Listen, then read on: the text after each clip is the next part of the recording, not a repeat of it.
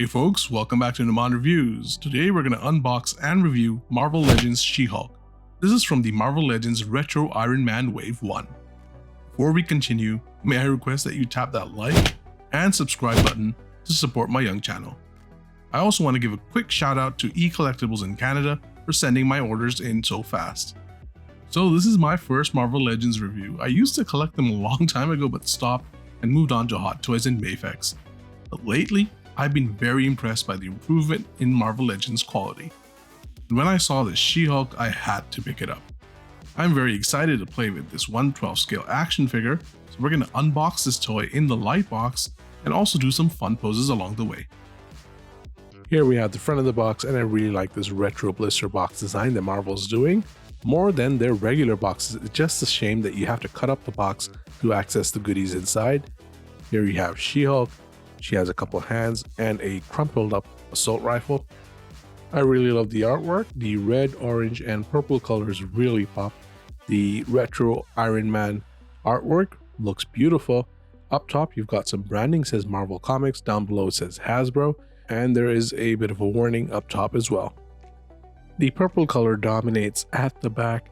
You've got some branding around the box, Marvel Comics, Iron Man. Down below it says Hasbro. In the center, it tells you that you can swap out the hands, and over here you have a bit of a bio for She-Hulk, which we can look at for a few seconds. While I love this blister box design, it's a shame that you have to cut open the box to access the toy. I'm interested to know, how do you guys open your boxes? I prefer to just slice it at the base and then pull out the toy.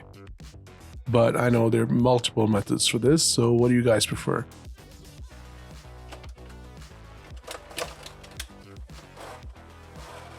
First impressions of this figure are wow. I can't believe this is a $25 figure. Look at that head sculpt. Looks gorgeous. Beautifully painted. Look at the eyes, the hair. Marvel Legends has come a long way. I do wish that there were more accessories though. Here we have She-Hulk straight out of the box in a museum pose, and what an absolutely gorgeous figure. Beautiful mold. I believe this is a new mold for She-Hulk, and speculation is rife that they're going to do a repaint with a Fantastic Four version, but I am very impressed by this. We're going to take a deeper look at this figure under the portrait lens, but what immediately stands out for me is of course that portrait, beautifully painted. I also love the musculature on the body. The thighs, the arms, shoulders, all look fantastic. The two things that I am a little disappointed with is the lack of shading on the skin and on the costume. In addition, the joints are a paler color than the rest of the skin. So for example, the two kneecaps, they are a lighter green, and the elbows, they are also a lighter green. And once you see it, you can't stop seeing it. So I wish that the color matched a little better.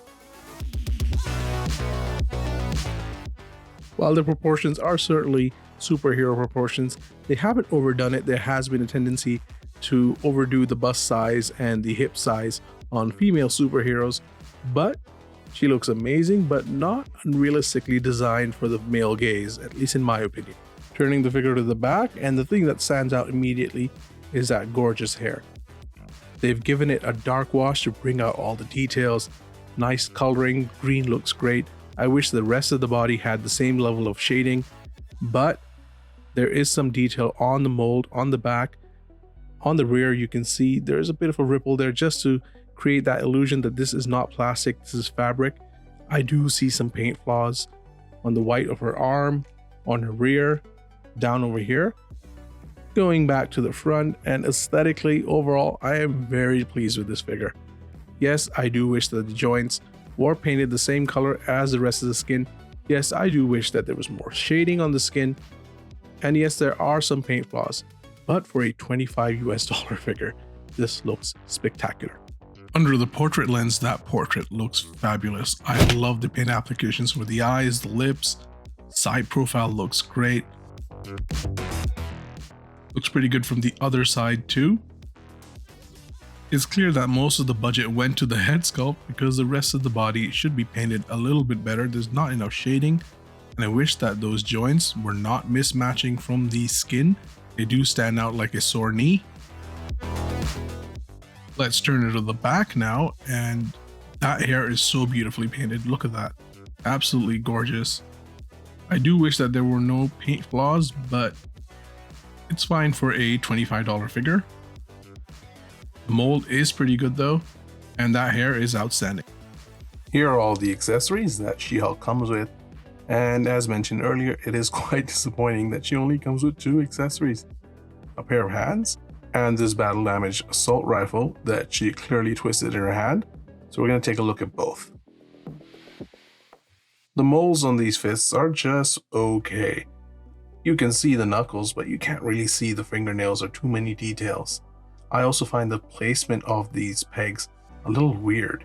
The wrists are pointed in one direction, but the peg is kind of at the edge. It's really unusual.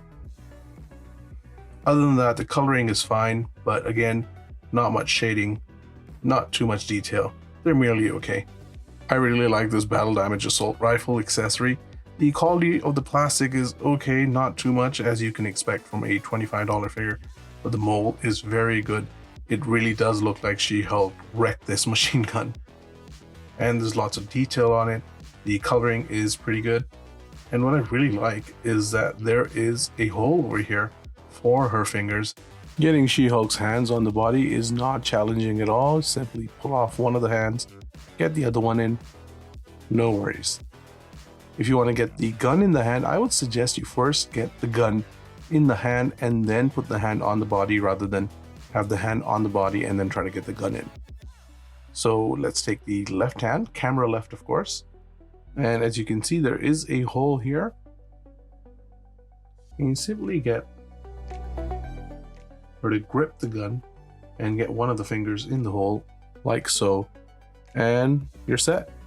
Then you just get this hand in the body.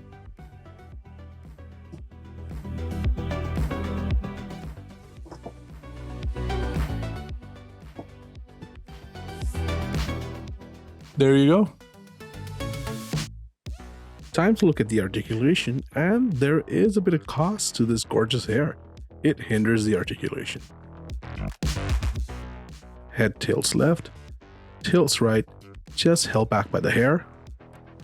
Rotates left and right, but you have to be careful. You don't want the hair to scratch the paint. Looks down, looks up, not too much. There's no hinge at the neck, there's just a ball joint here. Shoulder goes up pretty high. Nice movement here, but again, because of that hair, it is held back. So you can make room for it, but you don't want to scratch the paint.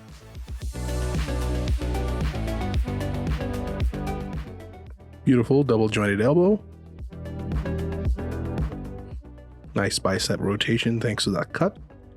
Hand rotates freely. So there's no ab crunch, there's no cut here. However, there is a diaphragm joint. So she turns very nicely thanks to that. Not much of a tilt or twist.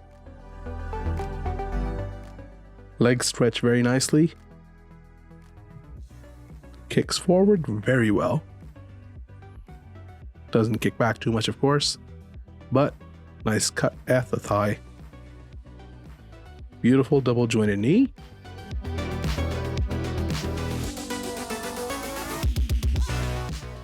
Nice foot rotation, though there is no cut at the toe. So overall, I would say the articulation is just a little underwhelming because of that hair. You can still get some very nice poses if you are creative and you figure out how to move that hair. But it would have been nice to have another head sculpt, maybe with a ponytail, so that you could articulate the shoulders more freely and you could articulate the head more freely. Now that we've seen the articulation, it's time to take She-Hulk to the toy room for some fun poses.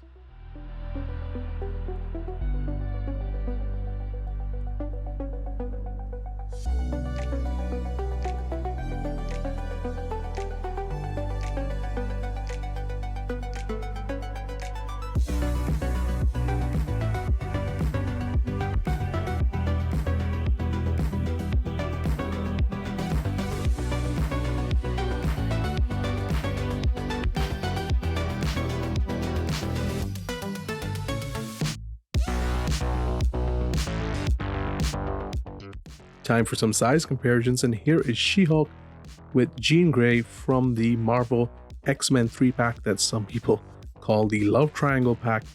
And look how far Marvel Legends has come. The technology has really improved the portraits. Meanwhile, Jean Grey, not just the head but the body as well, she looks like she was hit by a truck. For a comparison from a different make and a different universe, here we have McFarlane the Catwoman from the Batman movie. And I guess the McFarlane figure is a bit oversized for another powerful Marvel female character, but by a different manufacturer. We have Mafex Storm on the left. And even though it's a different manufacturer, I think these two scale okay together. I also just want to point out that even though Mafex is the far more expensive figure, as you can tell from the paint apps, the portrait on the She-Hulk gives Mafex a run for its money. Now we have She-Hulk with the retro Spider-Man, the cel-shaded Spider-Man, and what an adorable Spider-Man he is. Takes me right back to the cartoons from my childhood.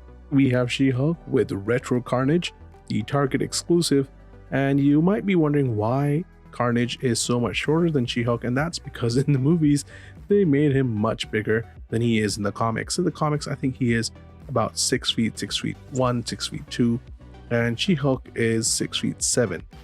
I know this size comparison is a bit ridiculous, but he is also the only Hulk I have right now. So there is She-Hulk on the right by Marvel Legends, and on the left you have Hot Toys Gladiator Hulk. And you can just tell the difference between 1/12 scale and 1/6 scale is massive. My final score for Marvel Legends She-Hulk is going to be 4 out of 5 stars. I am very impressed by this figure. Portrait is gorgeous. Beautiful paint applications, an excellent head sculpt including the hair. She-Hulk body looks great too, and that crumpled up rifle is a nice touch. There are some issues though. For one, the articulation does feel a bit limited because of the nature of that head sculpt. I also wish we had more accessories, maybe another sculpt with a ponytail for better articulation. I also wish that the body paint apps were a bit more complex, with better shading. That being said, overall I am very pleased with this purchase. It's not perfect, but for $25 American, it has a lot going for it.